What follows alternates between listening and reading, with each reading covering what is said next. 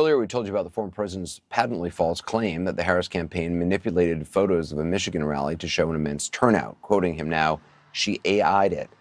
Just to underscore, she did not. It's just one more example of his long-standing obsession with crowd size as the measure of a candidate and how he reacts when fantasy and reality collide. Randy Kay takes a look back. I made a speech. I looked out. The field it looked like a million and a half people. That was Donald Trump in January 2017, boasting about what he believed was the size of his crowd on Inauguration Day. He falsely claimed that his crowd was the largest ever. His press secretary at the time shared the same untruth. This was the largest audience to ever witness an inauguration, period, both in person and around the globe.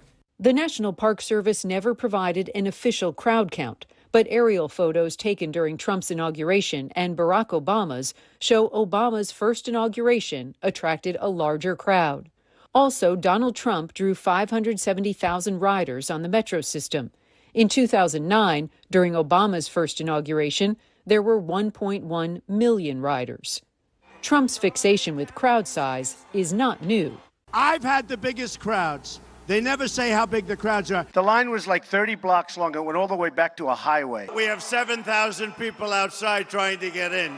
In 2015, Trump took issue with my AC 360 report about him speaking in South Carolina in a ballroom that was two-thirds empty. The ballroom had hundreds of empty seats. Trump was furious when he called into CNN's morning show the very next day. Your reporter in South Carolina, who was absolutely terrible.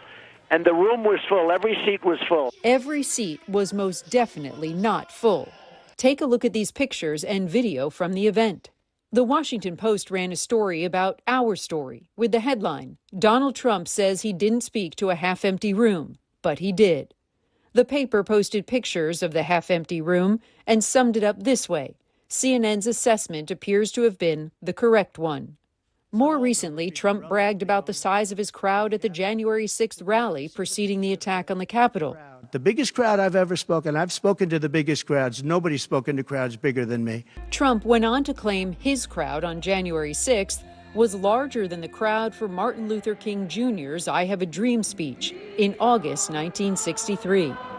If you look at Martin Luther King when he did his speech, and you look at it, and you look at the picture of his crowd, my crowd, we actually had more people. No, he did not. Trump drew about 53,000 people on January 6th, while around 250,000 people showed up for Martin Luther King. At that same press conference, Trump also bristled when asked about Vice President Kamala Harris's crowd sizes. Oh, give me a break. Listen, I had 107,000 people in New Jersey. You didn't report it. I'm so glad you asked.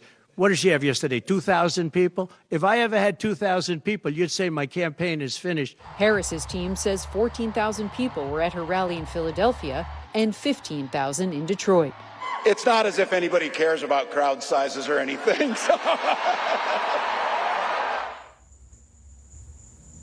And Anderson, it's not just crowd size, it's crowd style, too. Remember Cassidy Hutchinson, the former White House aide? Well, she testified before the January 6th committee under oath, saying that Team Trump would arrange for their crowds to be in long and narrow fashion to make for better picture taking. She also testified that on January 6th, when he gave his speech before the attack on the Capitol, the former president was very frustrated because the crowd was more spread out and there were obstructions in the way that made photographing the crowd very difficult. So here you have these very pivotal days, Anderson, and the concern is about the crowd. It's truly remarkable. Randy Kay, thanks so much. The news continues. The Source with Caitlin Collins starts now. See you tomorrow.